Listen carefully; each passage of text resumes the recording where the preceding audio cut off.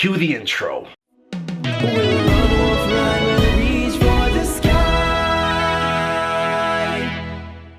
The Kingdom Hearts 20th anniversary is happening this April, and I'm excited. While the last year has given us tons of Kingdom Hearts content with Sora's inclusion in Super Smash Bros. And the PC ports of the game, it's time for that new. But before I jump into the hopes and dreams for this year, tell me yours in the comments section below first. Are you looking for a specific world or interaction? Also, while you're down there, it would be grand if you could hit the like button and subscribe. Each of these gets us closer to our goal of 100,000 subscribers. I also have to chill so my editors can eat. Anyways, I can't believe it's been 20 years since Kingdom Hearts first released. This game has been such an important part of my life and continues to develop alongside me. I often forget that I'm 6 years older than the series, but truthfully, it's felt like it's been there the entire time. I get asked a lot online what I would like to see for the 20th anniversary, and truly, I haven't exactly been hopeful for anything new for Kingdom Hearts to come out.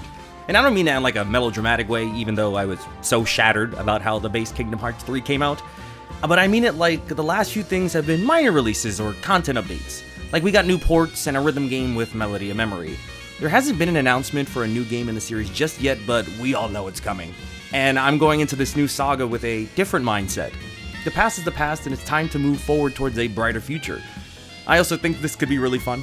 My hopes for the Kingdom Hearts 20th anniversary will be a mix of things that I think can realistically happen and things I would like to see happen, but most likely won't. What's the point of making like a hopes video if I'm not gonna have like a few out-of-pocket opinions? These are my hopes for the Kingdom Hearts 20th anniversary. For starters, I think we're gonna get announcements of multiple games. I'm thinking history is gonna repeat itself with how games are going to release. When Kingdom Hearts 2 released, shortly after it was confirmed that Birth by Sleep Days and Coded were in development. I think it's fair to say that we might get something similar.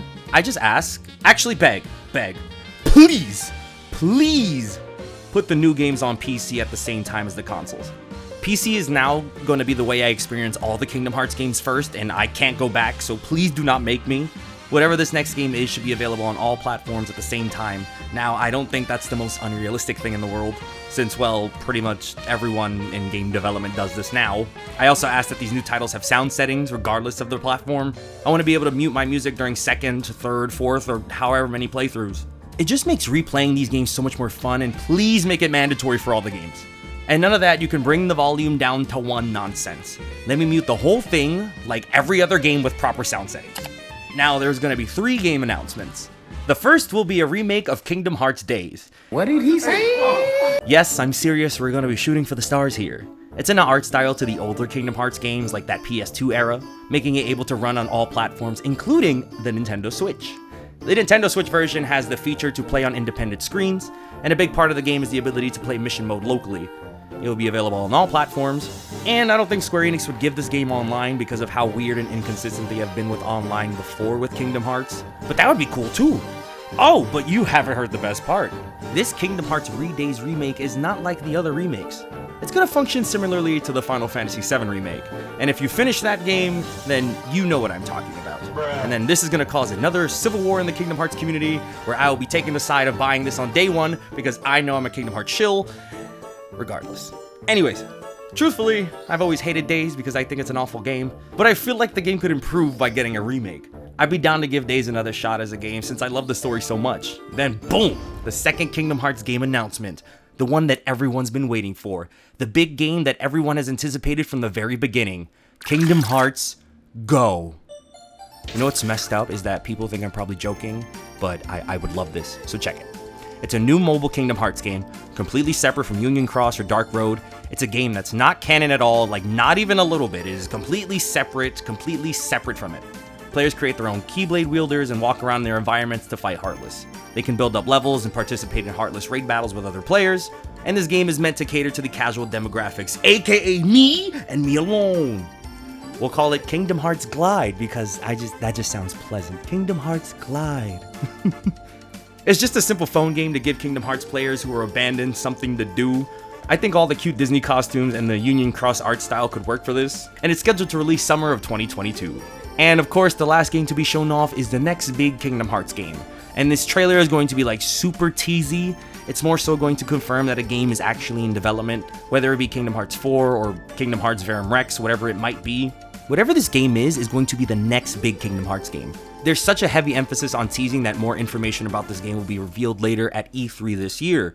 It's been confirmed that E3 is not happening in person this year, which is totally understandable, but we'll likely see something in the form of a live stream. And oh my goodness, please put native ports of Kingdom Hearts on Switch. We already made an entire video talking about the cloud version of the game and how it's just not cutting it.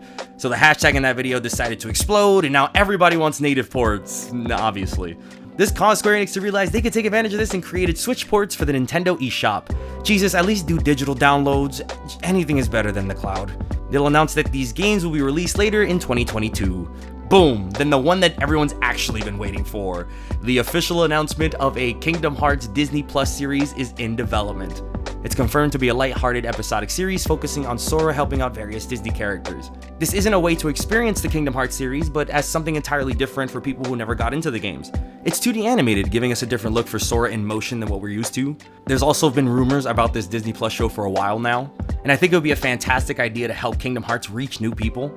The series has always been focused on staying in the gaming space, but by collaborating with Disney, one of the biggest multimedia companies in the world, it would be cool to see more stuff. And if the show is a real thing and anyone out there is, watching and who works on it, I need you to understand I will sell my soul to be a part of that. You'll hit me up. Let's make some magic, baby. Anyway, as for the game's narratives, my perspective has changed so much in the last few years.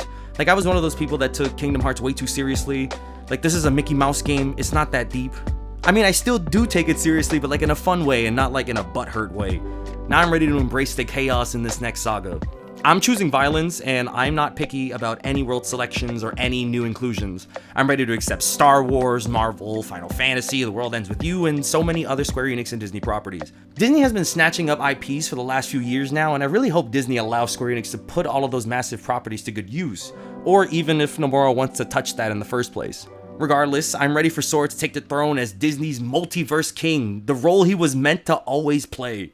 If there's a game where Sora teams up with Luke Skywalker and Perry the Platypus to defeat Thanos, do you understand I'm there on day one? No, forget that. I'm on day -50 because I'm gonna find a way to get that game ASAP.